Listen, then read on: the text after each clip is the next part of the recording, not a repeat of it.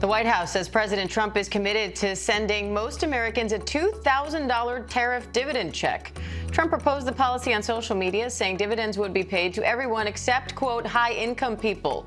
Earlier this week, the Treasury Secretary cast doubt on the payments, saying dividends may come in lots of forms.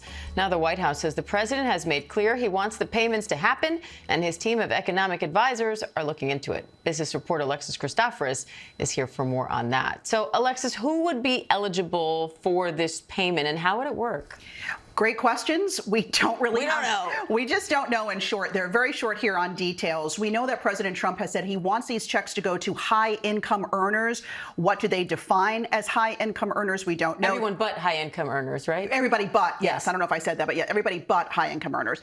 Treasury Secretary Scott Bessent was on ABC News, and he said, look, this can take many different forms. He said maybe it would take the form of a tax cut. It's hard to really equate a dividend check with a tax cut, but the White House says they're exploring all legal options to get this done, and we do not have a timeline. We also don't know, would these checks be going to just adults or to children? Are they going to all Americans? Lots of questions. A policy expert at the Tax Foundation estimates that this would cost $300 billion. The Committee for Responsible Federal Budget says about $600 billion.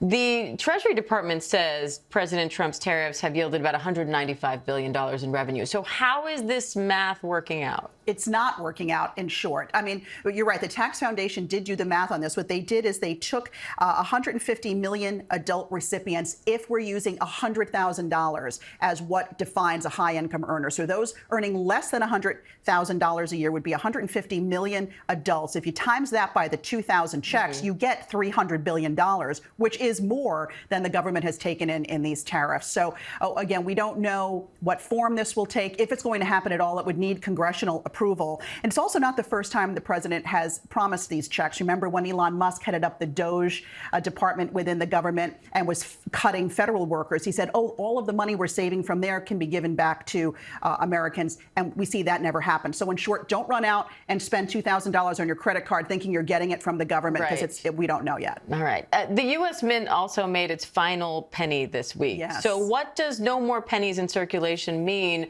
for shoppers and for businesses? After 232 years of production, no more pennies being made now, but there are still 250 billion of them in circulation, so pennies are not going away. What this means for restaurants, for retailers, for us when we shop is you can still use it. It's still legal tender, but most places will be rounding up to the closest nickel. By the way, it takes about 3.7 cents to make 1 penny, so obviously a lot more than the face value of a penny. But the nickel, same thing, right? It costs more to make a nickel, more than 5 cents. Perhaps that's the next coin to go away. All right, we'll be watching. Alexis, thank you. Yep.